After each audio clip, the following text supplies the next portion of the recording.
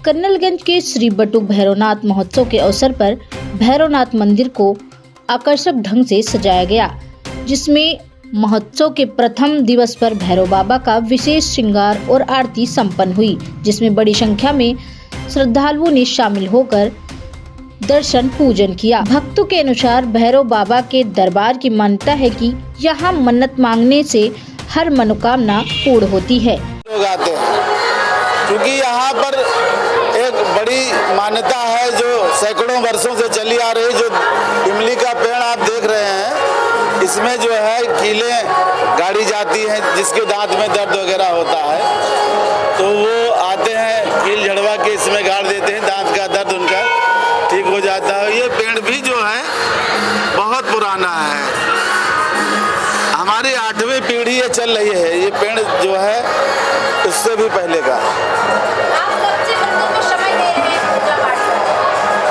बता रहे हैं ना कि ये 8वीं पीढ़ी हमारी, हाँ हमारी 8वीं पीढ़ी है। ये यहाँ पर आने के बाद लोगों की जो भी कह सकते हैं जो भी बीमारियाँ होती हैं, हाँ यहाँ आने के बाद जो है बहुत सारी जो है मनोकामनाएं पूरी होती हैं। खासकर भूत प्रेत बाधा से जो ग्रसित लोग आते हैं उनका कल्याण होता है।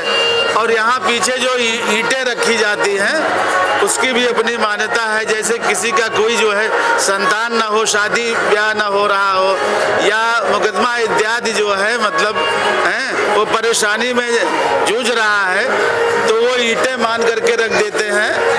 और उसकी ये मान्यता है कि जो है जब काम पूरा हो जाए तो ईंटें जो है हटाई जाती हैं, उसकी पूजा होती है। यहाँ पर चमत्कार बहुत हुए हैं।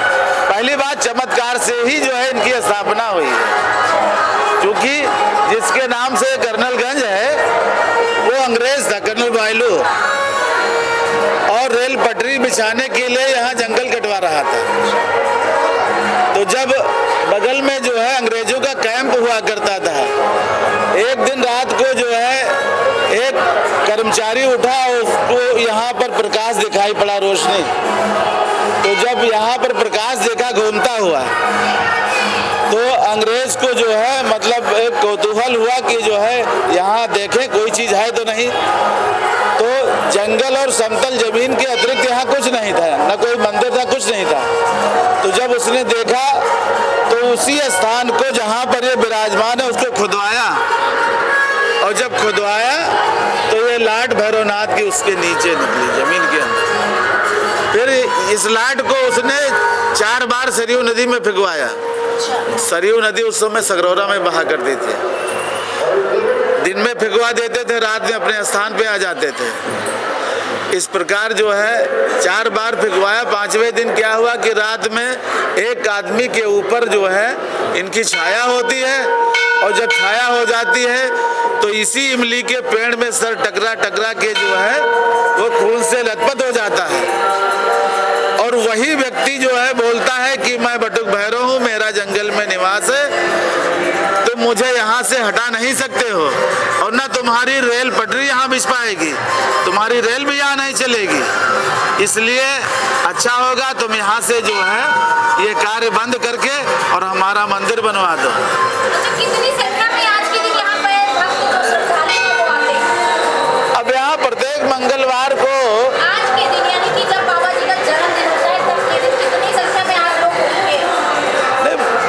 जन्मदिन पे तो अनुमानता कम से कम जो है 4 से 5 हजार लोग आते हैं।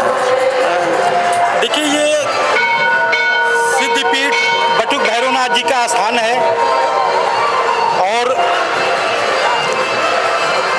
मैं अरविंद गिरी पिंटू बाबा जो इस मंदिर के उत्तराधिकारी के रूप में हूँ। हमारे पिताजी महंत गिरजाशंकर गिरी जी, और इस मंदिर का मूल रूप से जो इस समय देख रेख चल रहा है या विकास को लेके यहाँ का कोई भी का कार्य है वो बाबा भैरवनाथ जी के आशीर्वाद से मैं ही अगुवाई करता हूँ। और आज बहुत हर्ष और उल्लास का दिन है। श्री बटुक भैरवनाथ जी का जन्म महोत्सव बहुत ही धूमधाम से गत वर्ष की बात इस वर्ष भी बहुत ही सुचारू रूप से जो है संपन्न हो रहा है, जिसमें भंडारे का आयोजन भी हो रहा है। रात में जागरण और नृत्य नाट्य का झांकिया का भी प्रस्तुत किया जा रहा है, जिसमें दसियों हजार श्रद्धालु बाबा का दर्शन करते हैं और बहुत ही एक दुल्हन के तरीके से इस भैरवनाथ मंदिर को और इसके प्रांगण को आप लोगों के सहयोग से सतेंद्र भाई जी हैं, मनोज एक सैनी जी हैं, तमाम जो है भक्त मिल करके और भैरवनाथ जी का भव्य श्रृंगार फूलों से है। और पूज्य महाराज जी और यहाँ के संरक्षक भैया पिंटू महाराज जी के द्वारा जितनी भी व्यवस्थाएं की गई हैं बहुत ही सुचारू रूप से की गई हैं। इसमें आने वाले भक्तों के लिए प्रसाद व्यवस्था और भव्य जागरण की व्यवस्था की गई है और मंदिर के तरफ से भी एक भंडारे के साथ साथ मंदिर की तरफ से भी प्रसाद की व्यवस्था की गई है। और यहाँ पर प्रत्येक वर्ष साल में 2 बार मेला लगता है।